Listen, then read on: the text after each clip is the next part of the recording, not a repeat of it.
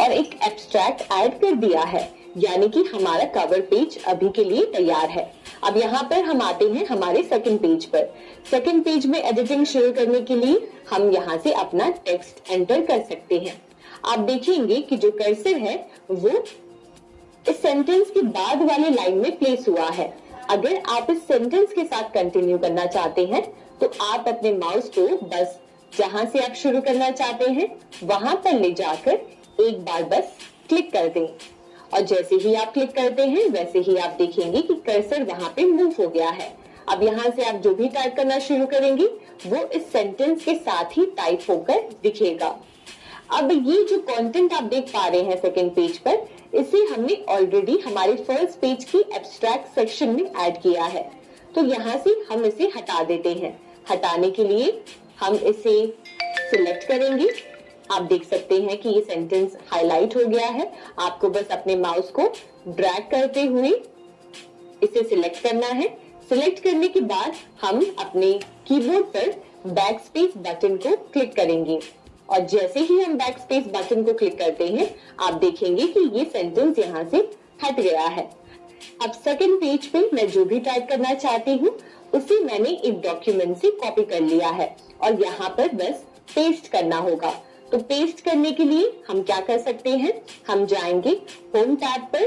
Home tab में जाकर clipboard में आकर जैसे ही हम पेस्ट पे क्लिक करते हैं और यहाँ से आप पेस्ट ऑप्शन सिलेक्ट कर सकते हैं कि आप किस तरीके से पेस्ट करना चाहते हैं।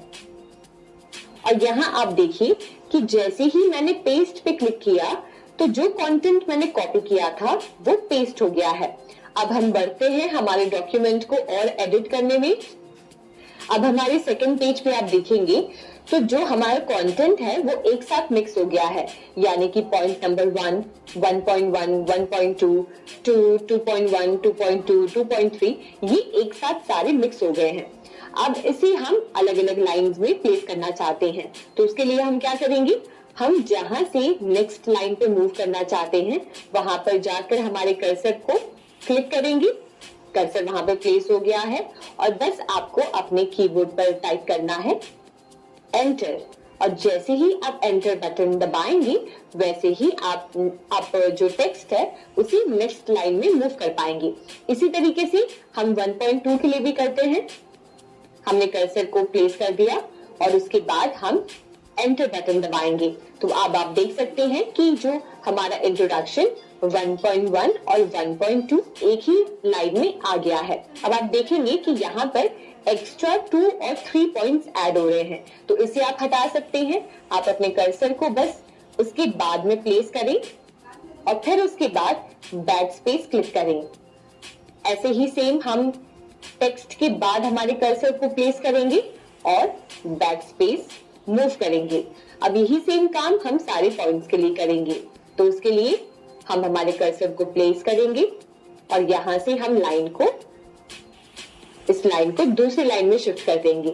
इसी तरीके से हम 2.2 के लिए भी करेंगे और 2.3 के लिए भी करेंगे। यहाँ से हम एक्स्ट्रा जो बुलेट पॉइंट्स हैं उनको हटा देते हैं बैक स्पेस बटन का यूज करके। तो आप देखें कि बैक स्पेस बटन आपके कंटेंट के लेफ्ट साइड जो टेक्स्ट है उसे कट करता है। इसी तरीके से मैं इन सारे पॉइंटर्स को ऑर्गेनाइज कर देती हूँ। अब आप यहाँ पे देख सकते हैं कि जो टेक्स्ट को हमने सेकंड पेज पर पेस्ट किया था वो सही से ऑर्गेनाइज हो गया है। आप या तो अपने माउस में जो स्क्रॉल बटन है उसको यूज करके स्क्रॉल करके देख सकते हैं, या फिर आप अपने वर्टिकल बार को यूज कर सकते हैं। वर्टिकल बार को स्क्रॉल करें और अब आप देखेंगे कि हमारा जो कंटेंट था वो थर्ड पेज पे मूव हो गया है, क्योंकि हमारा जो टेक्स्ट था वो एक पेज में फिट नहीं हो पा रहा था। इस वजह से एमएस वर्ड ने उसे ऑटोमेटिकली तीसरे पेज पर मूव कर दिया है। तो आप जब भी एमएस वर्ड में कोई भी डॉक्यूमेंट प्रिपेयर करेंगे और आपका जब टेक्स्ट एक पेज में फिट नहीं होगा तो ऑटोमेटिकली वो नेक्स्ट पेज में मूव हो जाएगा। अब इसी के साथ हम हमारे कंटेंट को और आगे बढ़ाते हैं। अब यहाँ पर मान लें कि हमें एक ब्लैंक पेज इंसर्ट करना है।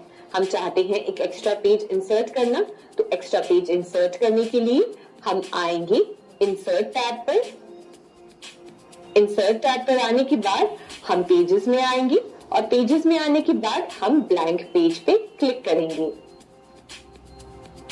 और जैसे ही हम ब्लैंक पेज पे क्लिक करते हैं तो आप देख पाएंगे कि हमारे डॉक्यूमेंट में एक पेज इंसर्ट हो गया है। ये हमारे डॉक्यूमेंट का 4th पेज होगा, जिसे आप आसानी से देख सकते हैं और साथ ही साथ आप बार में देखेंगे तो अभी इस वक्त आपका कर्सर किस पेज पे है वो भी आपको शो कर देगा। जैसे आप देखिए लिखा है पेज 4 ऑफ 4, यानी कि टोटल 4 पेजेस हैं और 4 पेजेस में से हम अभी 4th पेज पे हैं। तो यहाँ पे अब हम हमारे कंटेंट को टाइप करना शुरू करते हैं।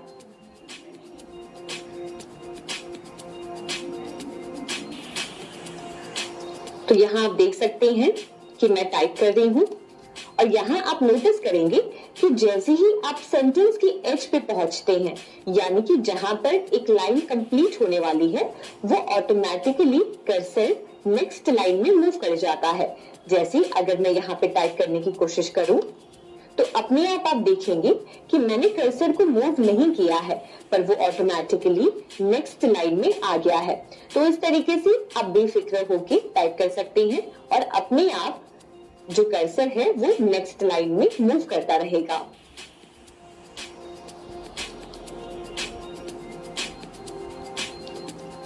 तो यहाँ हमने हमारे 4th पेज के पहले पैराग्राफ को कंप्लीट किया है।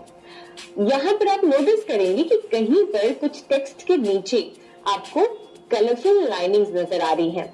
ये इसलिए है क्योंकि हमारी स्पेलिंग या ग्रामर में कुछ मिस्टेक है। इसे सही करने के लिए, इस लाइन को यहाँ से हटाने के लिए हम हमारे कर्सर को बस एक बार जाकर उस टेक्स्ट पे क्लिक कर सकते हैं और उसके बाद आप देखेंगे कि स्पेलिंग रिकमेंडेशन बता देगा। तो जो सही स्पेलिंग आपको लगता है आप यूज करना चाहते हैं वो आप क्लिक करेंगे और जैसे ही आप क्लिक करेंगे तो ऑटोमेटिकली आपका जो एरर है वो सही हो जाएगा। इसी तरीके से हम सेकंड टेक्स्ट के लिए भी कर देते हैं और यहाँ पर एक ग्रामेटिकल सजेशन है जिस पे हम क्लिक करेंगे और फिर ये भी सही हो गया है। इसी के साथ इस वर्ड के साथ भी हम ये कर देते हैं। अब यहाँ पर आप देखेंगे कि हमने पहला पैराग्राफ कंप्लीट कर दिया है। अब हम शुरू करने जा रहे हैं हमारे सेकंड पैराग्राफ के साथ और सेकंड पैराग्राफ को शुरू करने के लिए हम क्या चाहते हैं, हम ये चाहते हैं कि वो डायरेक्टली नेक्स्ट लाइन से ना शुरू होकर एक पैराग्राफ की तरह शुरू हो।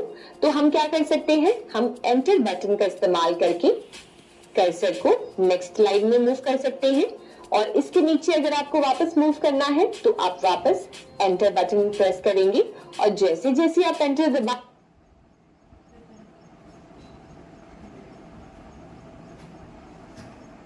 आप वापस एंटर बटन प्रेस करेंगे और जैसे जैसे आप एंटर दबाएंगे वैसे वैसे कर्सर नेक्स्ट लाइन में मूव होता जाएगा। तो आप देखिए कि मैं एंटर बटन दबा रही हूँ और कर्सर नीचे की तरफ बढ़ रहा है। अब इसको आप ऊपर की तरफ लेकर आना चाहते हैं वापस, तो आप बस बैक स्पेस बटन को दबा सकते हैं और ऑटोमेटिकली कर्सर ऊपर मूव होता रहेगा। और यहाँ आप देख सकते हैं कि जो हमारा 4th पेज था जिसमें जो भी कंटेंट को हम दिखाना चाहते थे उसे हमने यहाँ पर पेस्ट कर दिया है। साथ ही साथ अगर मैं वर्टिकल स्क्रॉल बार का इस्तेमाल करके हमारे एमएस वर्ड डॉक्यूमेंट को नीचे मूव करूंगी तो आप देखेंगे कि हमने एक्स्ट्रा पेजेस ऐड किए हैं। ये हमारा 5th पेज है, ये हमारा 6th पेज है और इसी तरीके से 7th, 8th और 9th पेज। और आप देखेंगे कि स्टेटस बार में भी आपको ये बता रहा है कि पेज 8 ऑफ 9, यानी कि हमने टोटल 9 पेजेस क्रिएट किए हैं और जिस पर हम 8th पेज पर हैं। और यहाँ आप देखेंगे तो आपको एक विंडो में 2 पेजेस नजर आ रहे हैं। अगर मान लीजिए आप चाहते हैं कि आप एक पेज बस एक विंडो में देखें तो उसे आप आसानी से स्विच कर सकते हैं। उसके लिए आप जा सकते हैं टैब पर और टैब्स में आकर आप आएंगे व्यू सेक्शन में, क्योंकि यहाँ से हम हमारे डॉक्यूमेंट का व्यू चेंज करते हैं। तो हम व्यू पे क्लिक करेंगे। व्यू पे क्लिक करने के बाद आप आ जाएं जूम ग्रुप पर और जूम वाले ग्रुप में